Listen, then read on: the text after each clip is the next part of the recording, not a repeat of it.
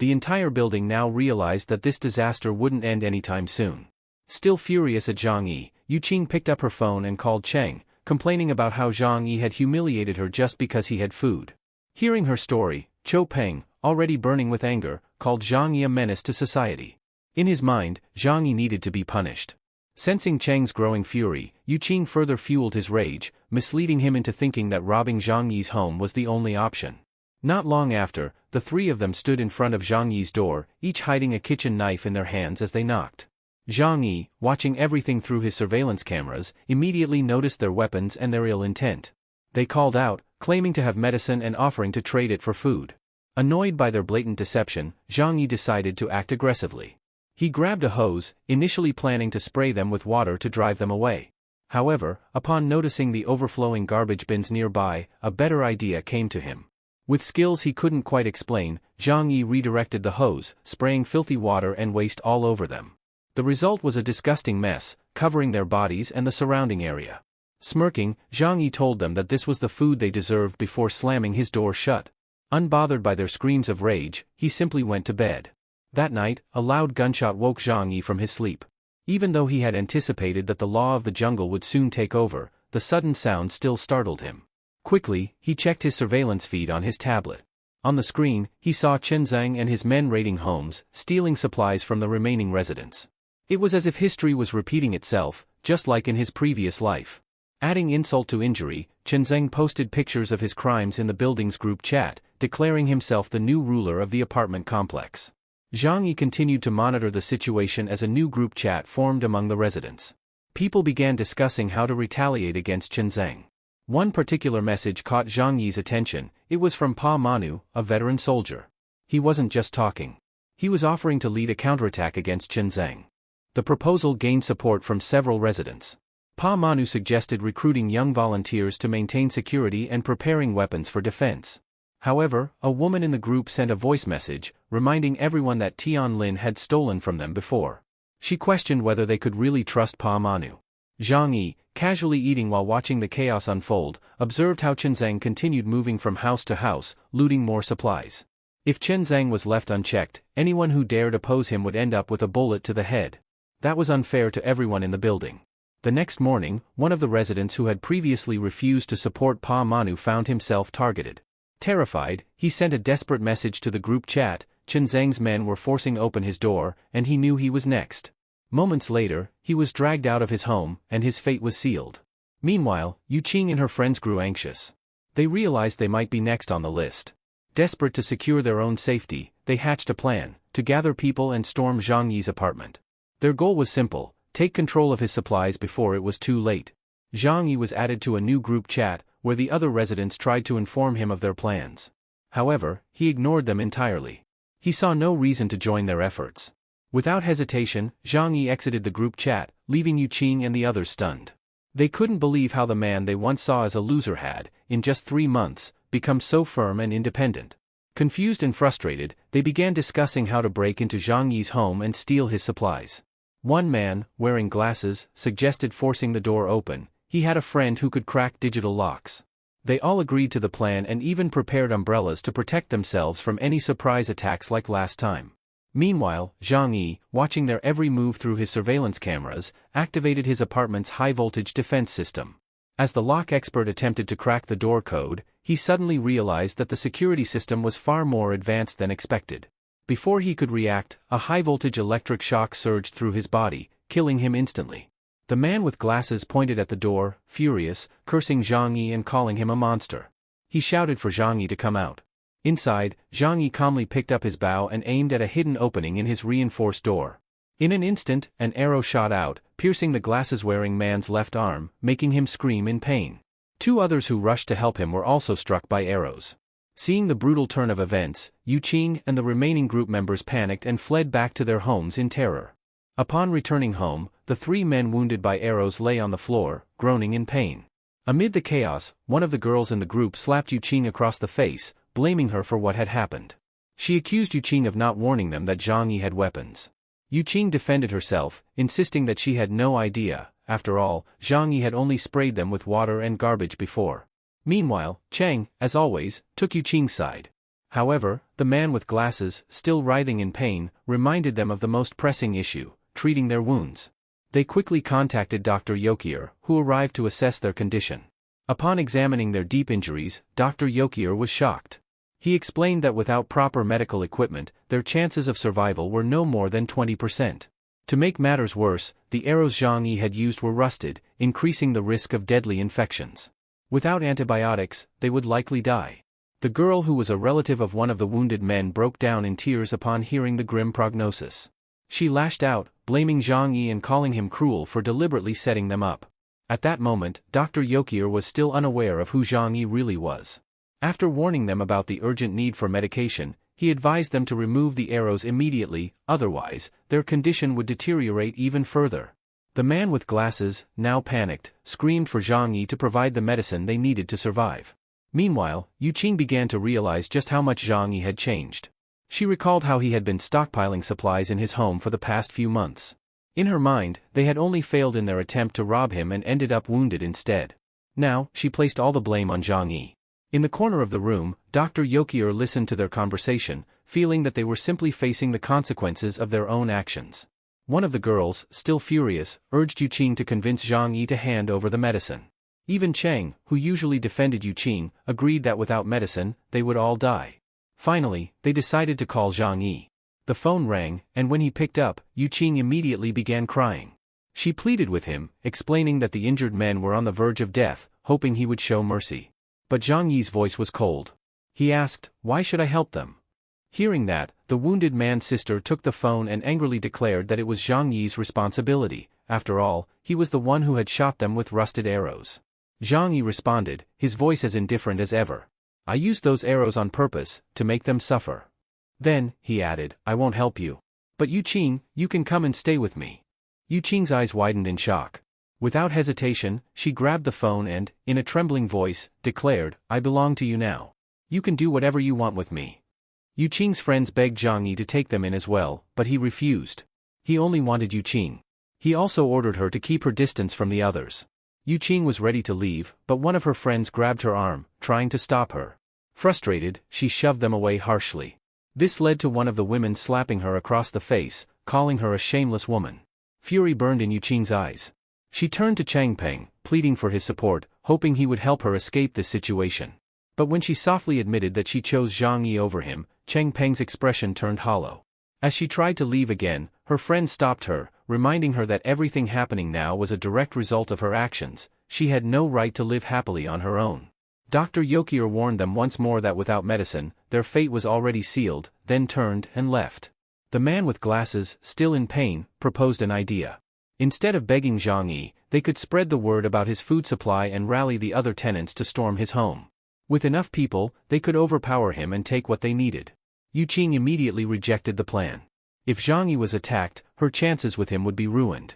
But another girl snapped at her, declaring that she had no right to speak. Chang Peng hesitated, but in the end, he agreed.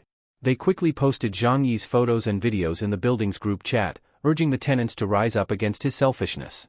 The message reached Chen Zhang and his gang, who saw an opportunity to plunder and take revenge on Zhang Yi. The group chat of Building 25 exploded with messages. Some begged for food. Others just wanted a single meal. Aunt Lin asked for instant noodles. A desperate mother even proposed that Zhang Yi marry her and take care of her child. Zhang Yi's only response was a voice message. "I will not feed you like pets. And I will not help anyone." Feeling bored with his usual routine of staying indoors, Zhang Yi let his mind drift.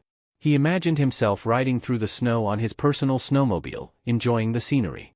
Then, his phone buzzed. It was a message from Dr. Yokier.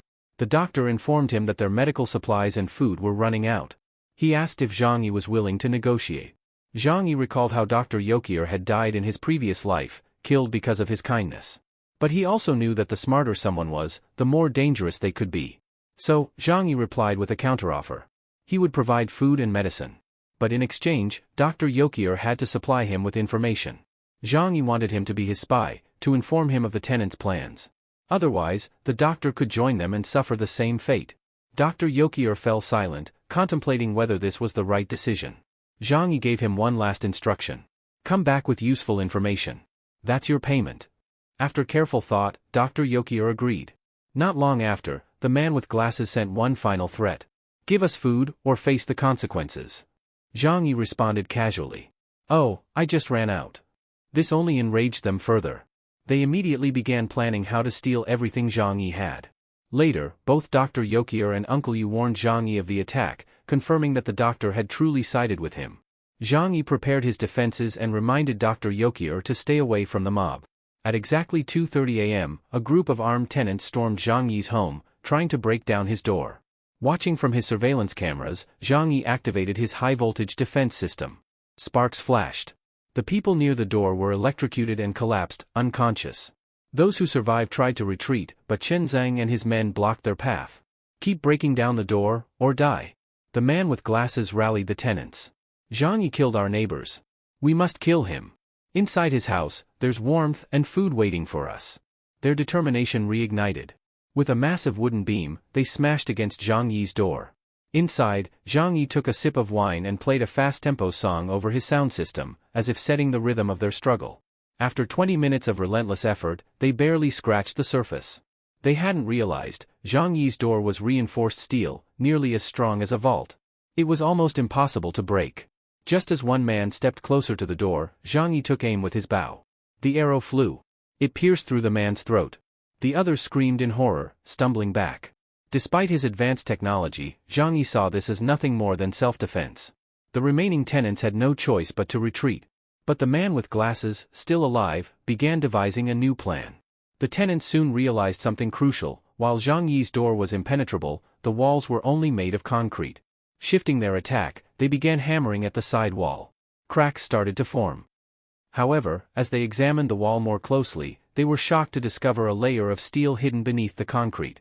The man with glasses, who had been too afraid to approach earlier, now stepped forward to inspect it himself. His shock deepened when he realized that the entire structure was reinforced with steel, as if Zhang Yi had built this fortress in preparation for exactly this kind of scenario. The tenants tried every method they could think of.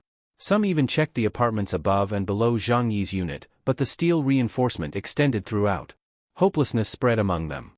Zhang Yi had created a nearly impenetrable fortress. Without the proper tools, breaking in was impossible. Two tenants exchanged glances, hope flickering in their eyes before they snapped out of their dark thoughts. Then, one of them suddenly remembered, Zhang Yi's balcony was made of glass. A new plan formed. Using wooden planks from the neighboring apartment, they reached Zhang Yi's balcony and tried to break through. Unfortunately for them, the glass was bulletproof.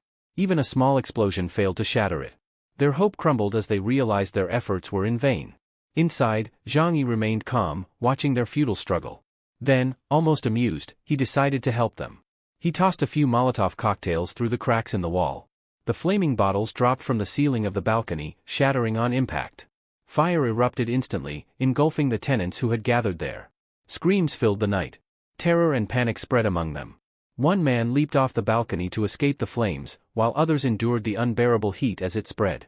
The warmth was almost comforting, except for the agonizing pain that came with it. Some tenants tried to retreat back into the neighboring apartment, only to be blocked by others who were too afraid of being trapped in the fire. Some lost their footing on the wooden planks and fell. A few, however, made the most of the fire's heat, warming their frozen bodies despite the surrounding chaos. Zhang Yi simply sat inside, watching the madness unfold with a quiet indifference. The remaining tenants, desperate, crawled back to Zhang Yi's balcony, begging for food. Without a hint of sympathy, Zhang Yi responded by holding up a steaming plate of pasta in front of them, letting them see it, letting them hope. Then, he made an announcement. Anyone who brings me Chen Zhang's head will receive a full week's worth of food. Silence fell over the group. Then, their gazes turned to Chen Zhang. Realizing the danger, Chen Zhang immediately locked himself inside the neighboring apartment. His followers moved to protect him, but tension had already begun to boil. By morning, the hunger was unbearable. A few desperate tenants ambushed Chen Zhang and his men, hoping to claim the food reward. The fight was brutal. In the end, the two attackers lay motionless on the ground. Chen Zhang, their leader, stood victorious, but wounded. Blood seeped from a deep gash on his back. Despite his pain, he made a cold decision. Save them, he ordered his men, pointing to the fallen attackers. As food. Meanwhile, Chen Zhang's injury forced him to call for Dr. Yokier. When the doctor arrived, he made one thing clear. My services are not free. Chen Zhang smirked. You can eat with us as payment. Dr. Yokier's eyes flickered to the pot of boiling meat. He immediately declined. I'd rather starve. Chen Zhang chuckled darkly. Then don't worry. You'll be the last one we eat. Dr. Yokier tried to leave, but Chen Zhang grabbed his arm, forcing him to stay until his wound was fully treated. Resigned, the doctor sat quietly in the corner, while the others continued planning their next move against Zhang Yi. In the midst of the chaos, Yuking's friends were forced to remove the arrows lodged in their bodies without any medicine to ease the pain or prevent infection. Choing pleaded with Yuking to try persuading Zhang Yi, but her sister dismissed the idea, believing it to be pointless. Meanwhile, Zhang Yi remained focused on his meal, completely indifferent to the turmoil outside. Chen Zhang, growing more fearful of an impending attack, resorted to increasingly brutal actions to survive. On the other side, Dr. Yokier, desperate, confided in Zhang Yi. He revealed that Chen Zhang had completely lost his mind, raiding homes for food and even storing corpses as reserves. Dr. Yokier begged Zhang Yi to save him. Realizing the doctor's value, Zhang Yi agreed but gave him one last task to complete before granting him refuge. Not long after, Choing arrived, pleading for help. Yuking was starving. Zhang Yi's response was cold. He simply stated that Choing's injuries were too severe to heal. On his way home, Choing was overcome with a sudden realization: he had never once held Yuking's hand. Desperation consumed him. He ran straight to Yuking's room and begged her to marry him. Yuking recoiled in disgust. She refused him outright. Enraged, Choing swore that if she wouldn't marry him in this life, they would be wed in hell. But Yuking struck him across the face. I belong to Zhang Yi. Choing staggered back, humiliated and furious. If Zhang Yi wants you, he spat, then he can join you in hell. Meanwhile, Dr. Yokier made a promise to prepare a meal for Chen Zhang and his men. Believing the doctor had finally given in, they let their guard down. But secretly, Dr. Yokier laced the soup with sleeping drugs. To gain their trust, he even took a portion for himself and returned to his room. Minutes later, the drug took effect. One by one, Chen Zhang and his men collapsed into deep sleep. Dr. Yokier exhaled in relief. His plan had worked. Immediately, he contacted Zhang Yi, informing him that everyone was unconscious and awaiting further instructions. Zhang Yi's response was simple. Move them to the balcony. Nervous but obedient, Dr. Yokier followed Zhang Yi's orders. As the cold night deepened, a dark thought gnawed at him: was Zhang Yi really planning to kill them?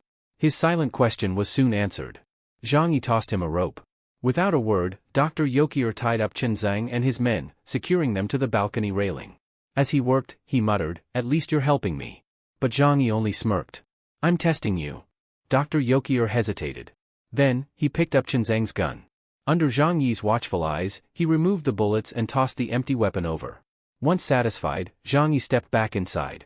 A moment later, he returned, carrying a hose. Dr. Yokier quickly retreated indoors. He watched, shivering, as Zhang Yi sprayed water across the balcony. The freezing temperature did the rest. Chen Zhang and his men, drenched in icy water, gradually stiffened. Frozen. Helpless. Trapped. Finally, drained from exhaustion, Dr. Yokier called Zhang Yi. "It's done." Dr. Yokier arrived at Zhang Yi's apartment, exhaustion evident in every step. After ensuring there were no hidden threats, Zhang Yi allowed him inside but warned that an inspection was still necessary. With a flushed face, Dr. Yokier understood what was required and followed Zhang Yi's instructions to prove he wasn't hiding anything. Once the inspection was complete, Zhang Yi ordered him to clean himself in the bathroom while he checked the doctor's medical supplies for any hidden dangers.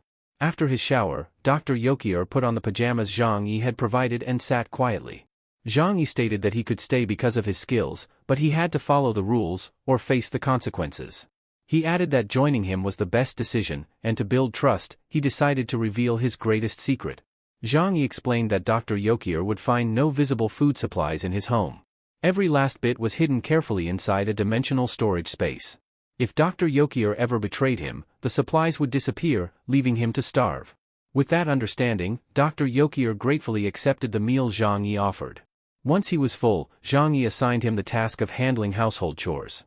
Over time, their relationship grew closer, and Dr. Yokier found himself living comfortably with a steady supply of food. The next morning, Zhang Yi noticed Dr. Yokier sleeping soundly, exhausted from the long night. After breakfast, Zhang Yi handed him a warm coat and led him outside. This time, he gave Dr. Yokier a metal bat and assigned him one final task. Destroy the frozen bodies of Chen Zhang and his men to ensure they posed no further threat. Without hesitation, Dr. Yokier stepped forward and began smashing the ice-covered corpses. Zhang Yi, standing back, recorded every moment. The footage was meant to be sent to the residents group as proof. The terror that was Chenzang had been reduced to nothing. When the video reached the residents, none of them questioned Dr. Yokier's presence. Instead, they praised Zhang Yi, celebrating the victory. Zhang Yi felt satisfied with the outcome. But just as he was reveling in his success, his phone rang. It was a call from Yuking. She was still alive. Her voice trembled with madness as she spoke. She had just heard about Chenzang's death. She had assumed Zhang Yi had chosen to be with Dr. Yokier, thinking she was already dead. But now she was ready to be his. Behind Yuking, her friend stood seething, ready to finish her off. Meanwhile, Zhang Yi and Yokier listened to the heated argument unfolding on the other end. Seizing the moment, Zhang Yi decided to break Yuking's spirit further. He sent her a picture of himself with Yokier, along with a message. "Yokier is my fiancé." The moment Yuking received the text, she lunged for her phone. Seeing the photo, her heart shattered. Consumed by madness, she screamed that she loved Zhang Yi more than anyone else. But Zhang Yi, cold and unfeeling, simply reminded her. He now loved Yokier. Then, he hung up. Yuking's friends, who had once raged at her for wanting to abandon them for Zhang Yi, now found satisfaction in watching her suffer. Zhang Yi, pleased by the outcome, turned to Yokier and asked if he had been too cruel. Yokier calmly replied that Zhang Yi had done the right thing. After all, he had only ever intended to help. Across the street, in another building, a desperate soul could no longer bear the suffering. A figure stepped onto the balcony. Then jumped. But neither Zhang Yi nor Yokier reacted. A few moments later, Zhang Yi's phone rang. It was Uncle Yu. His voice sounded hesitant, but Zhang Yi was relieved to hear that his uncle was still alive. Uncle Yu explained that he had survived thanks to the supplies he had stored after Zhang Yi's earlier warning. Now, however, he was with Sil Mei, a widow whose child was gravely ill and in need of medicine. Zhang Yi decided to help. He instructed his uncle to come and retrieve the necessary medication. After informing Yokier about Uncle Yu's situation, Zhang Yi heard a knock at the door. Checking the security camera, he saw Uncle Yu and Sil Mei waiting outside. Without opening the door, Zhang Yi tossed the medicine through a small gap. Uncle Yu expressed his gratitude, but Sil Mei wanted more. She questioned why they couldn't come inside while Dr. Yokier was allowed to stay. Zhang Yi gave her a simple answer. "Yokier is my fiancé." Yokier's face immediately turned red. Zhang Yi felt a tinge of awkwardness. He didn't want to upset Uncle Yu, but his own safety came first. To avoid further questions, he lied, claiming that they had run out of coal and were relying solely on 7 coats and blankets to stay warm. Uncle Yu sighed in frustration but eventually accepted the medicine, stating that they still had food. With the conversation over, Zhang Yi rested his head on Yokier's lap, enjoying the moment. Yet a nagging feeling remained. Sil Mei could become a problem. Back at home, Uncle Yu confronted her. Why had she tried to take advantage of Zhang Yi's kindness? Sil Mei justified her actions, claiming it was for her child's sake. But Uncle Yu reminded her. They owed Zhang Yi their lives. Rather than showing gratitude, she accused Zhang Yi of being selfish. That he only helped so he could collect favors in the future. Fury flashed in Uncle Yu's eyes. His patience had limits. If she kept insulting Zhang Yi, she would find herself alone. Sil Mei fell silent. The next morning, as dawn broke, a group from the neighboring building had begun digging a tunnel beneath the snow. Heading straight for Building 25.